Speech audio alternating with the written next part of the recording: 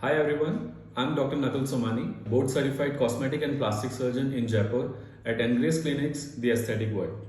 So आज हम बात करेंगे about myths and facts about blepharoplasty, जिसको eyelid lift surgery भी कहते हैं. So there are actually various kinds of myths जो patients हमारे पास आते हैं, उनकी जो questions होते हैं, जो उनकी गलतफहमियां होती है. So I just wanted to share it with you all. So पहला myth जो बहुत common myth है, जो patients हमसे पूछते हैं कि ब्लेफरोप्लास्टी या आईलिड सर्जरी के बाद उनके विजन में तो कोई फर्क नहीं पड़ेगा. आईलिड सर्जरी से विजन में कोई फर्क नहीं पड़ता. इनफैक्ट अपर आईलिड सर्जरी या फिर लोअर आईलिड सर्जरी में जब हम सर्जरी करते हैं, अपर में वी रिमूव द स्किन.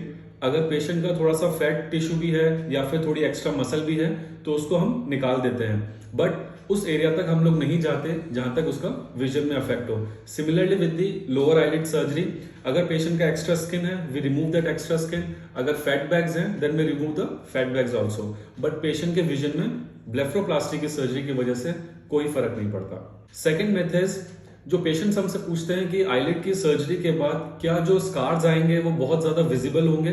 तो स्कार्स होते हैं वो इनफैक्ट बॉडी में आईलिड की सर्जरीज ऐसी होती है जहां पे वो बहुत मिनिमल आते हैं, because the healing power is very good for this eyelid surgeries. Upper eyelid की सर्जरी जब हम करते हैं तो जो स्कार आता है वो आप नोटिस करेंगे, जो आईलिड के जो ऑलरेडी क्रीज होती है, we try to give you a scar in that crease only, ताकि जब वो हीलिंग के टाइम आपको थोड़े दिन बाद दिखना बंद हो जाते हैं, इनफैक्ट वो उस क्रीज में छुप जाते हैं. Similarly with the lower eyelid surgery, जो आईलिड की सर्जरी हम लोग नीचे की तरफ करते हैं, वो आईलैश की लाइन में एक छोटा सा स्कार आता है और विद टाइम वो हील होने के बाद वो सिमिलरली क्रीज के अंदर छुप जाता है और वो दिखना बंद हो जाता है. ये होता है जब हम सर्जरी बाहर की तरफ से करते हैं. इनफैक्ट लोअर आईलिड की सर्जरी हम लोग अंदर से भी कर सकते हैं. इन दैट केस उस सर्जरी का निशान बिल्कुल नहीं आता, बिकॉज वो दिखता नहीं है. इनफैक्ट उसमें सूचर्स लगाने की जरूरत भी नहीं पड़ती. द थर्ड मिथ इज, जो पेशेंट्स की क्वेरी हमसे रहती है कि वेदर क्रोज फीट आईलिड की सर्जरी से करेक्ट हो सकती है क्या. क्रोज फीट जैसे हम लोग स्माइल करते हैं, जो डायनेमिक लाइंस हमारे फेस पे बनती है, या फिर फ्राउन करते हैं तो यहाँ जो लाइंस बनती है, सो ये लाइंस एक्चुअली आईलिड की सर्जरी से इतनी करेक्ट नहीं हो सकती.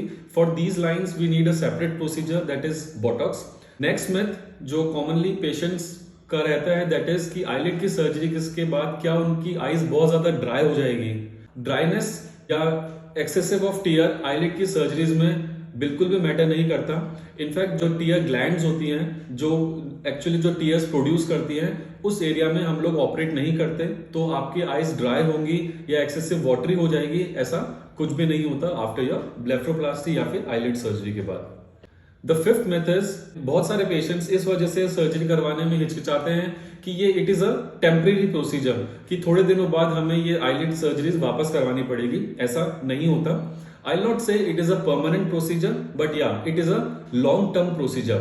Suppose आपने 40-45 एज में अगर अपनी सर्जरी करवाई है, then this procedure will last for around 7 to 8 years. Because what happens is कि सर्जरी कराने के बाद जो आपका एजिंग प्रोसेस है वो तो कंटिन्यू रहता है. आपने सर्जरी करवाई है सो दैट आपका 40-45 ईयर्स में जितना भी सैगिंग हुई है या फिर आईलिड जितना भी ड्रूप हुई है, एक्स्ट्रा जो आई बैग्स वगैरह बने हैं, उनका ऑपरेट करके हम लोग वो सब ठीक कर देते हैं. बट विद टाइम जो आपकी एजिंग की वजह से जो ड्रूपिंग स्टार्ट हो सकती है या जो एक्स्ट्रा स्किन बन सकती है, उसके लिए आपको हो सकता है कि बाद में सर्जरी करवानी पड़े. But it is not a temporary procedure. After surgery minimum 7 to 8 years तक आपको सर्जरी करवाने की जरूरत नहीं पड़ती.